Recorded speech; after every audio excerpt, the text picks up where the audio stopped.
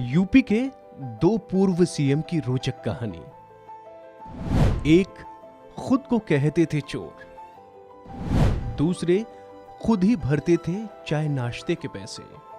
जब जब भारतीय राजनीति का जिक्र होगा तब तब उत्तर प्रदेश का नाम सबसे ऊपर होगा, क्योंकि ऐसा माना जाता है कि उत्तर प्रदेश ऐसा राज्य है जहां का रास्ता सीधे प्रधानमंत्री तक की कुर्सी तक निकलता है।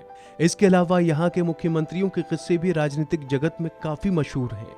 इस राज्य की बागडोर कई ऐसे मुख्यमंत्रियों के हाथों में आई जिन्होंने अपनी कार्यकुशलता का तो परिचय दिया ही, साथ ही ईमानदारी और सही मायनों में जनता के प्रति सच्ची निष्ठा भी रखी।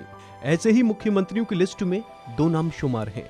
एक वो जो खुद को चोर कहते थे, लेकिन मरने के बाद उनके बैंक खाते से महज 2000 रुपए मिले, और दूसरे वो जो अपने चाय नाश्ते का पैसा खुद अपनी जेब से भरते थे।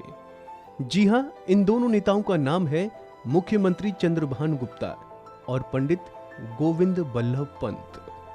बात सबसे पहले चंद्रभानु गुप्ता की, जो उत्तर प्रदेश के 3 बार मुख्यमंत्री रहे। लखनऊ और चंद्रभानु गुप्ता एक दूसरे के पूरक रहे हैं। मुख्यमंत्री रहते हुए उन पर जब जब विरोधियों द्वारा करप्शन का आरोप लगाया जाता तब तब वो सभी आरोपों को हंसकर हवा में उड़ा दिया करते थे। आलम यह था कि वो मजाकिया अंदाज में कहा करते थे कि गली गली में शोर है, चंद्रभानु गुप्ता चोर है। हालांकि जब उनकी मौत हुई तो उनके अकाउंट में सिर्फ 2000 रुपए थे। दरअसल चंद्रभानु गुप्ता का जन्म अलीगढ़ के बिजौली में 14 जुलाई 1902 को हुआ था। पिता हीरालाल समाज सेवक थे। चंद्रभानु का मन भी समाज सेवा में रम गया, इसीलिए वो आर्य समाज से जुड़ गए थे और आजीवन ब्रह्मचर्य रहे। उनकी शुरुआती पढ़ाई लखीमपुर खीरी में हुई।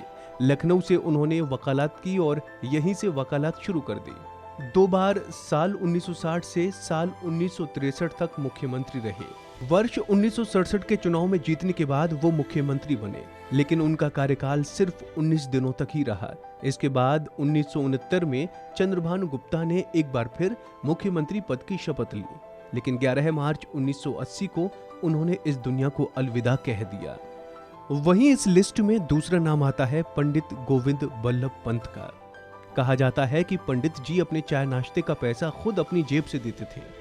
दरअसल वर्तमान राजनीति में जहां मुख्यमंत्रियों पर पैसे गबन करने के आरोप लगते हैं, वहीं एक दौर में ऐसा मुख्यमंत्री भी था जो अपनी जेब से खुद चाय और नाश्ते का पैसा देते थे।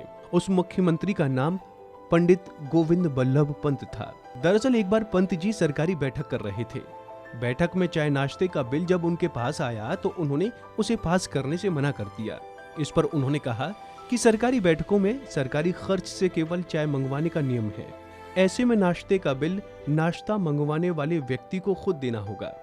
नाश्ते पर हुए खर्च को मैं सरकारी खजाने से चुकाने की इजाजत कतई नहीं दे सकता। उनकी इस बात पर सभी मंत्री चुप हो गए थे। पंत पहाड़ की सीधी साधी जिंदगी से उतरकर यूपी की घाघ सियासत में आए और फिर छा गए। उनका व्यवहार ऐसा था कि विपक्ष भी तारीफ में कसीदे पढ़ता था। अल्मोड़ा में जन्मे गोविंद बल्लभ पंत मूल रूप से मराठी थे।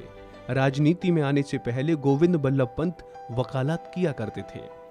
पंत का राजनीति में आने का किस्सा बहुत मशहूर है। दरअसल एक दिन वो चैम्बर से गिरिताल घूमने चले गए। वहां उन्होंने देखा कि 2 लड़के स्वतंत्रता आंदोलन के बारे में चर्चा कर रहे थे। ये सुन पंत ने उन युवकों से पूछा कि क्या यहाँ पर भी देश समाज को लेकर बहस होती है। इस पर उन युवकों ने कहा, हाँ, बस नेतृत्व की जरूरत है। इस बात को सुनकर पंत इतने प्रभावित हुए कि उन्होंने वकालत छोड़ राजनीति में आने का फैसला किया। 1921 में गोविंद बल्लभ पंत ने सक्रिय राजनीति में पदार्पण किया और लेजिस्लेटिव असेंबली में चुने गए।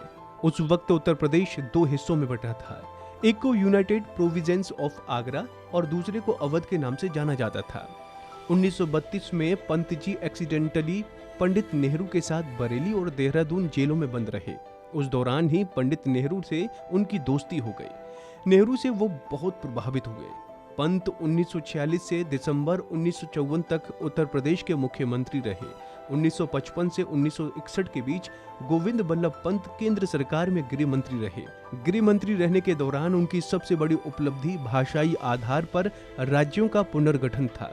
उस वक्त ये आशंका जताई जा रही थी कि ये देश की एकता के लिए घातक हो सकती है, मगर हुआ ठीक उसके उलट। हालांकि उन्हें अगर किसी चीज के लिए सबसे ज्यादा याद किया जाता है तो वो है हिंदी को राजकीय भाषा का दर्जा दिलाने के लिए। तो ऐसे ही तमाम अपडेट्स के लिए आप बने रहिए वन इंडिया हिंदी के साथ।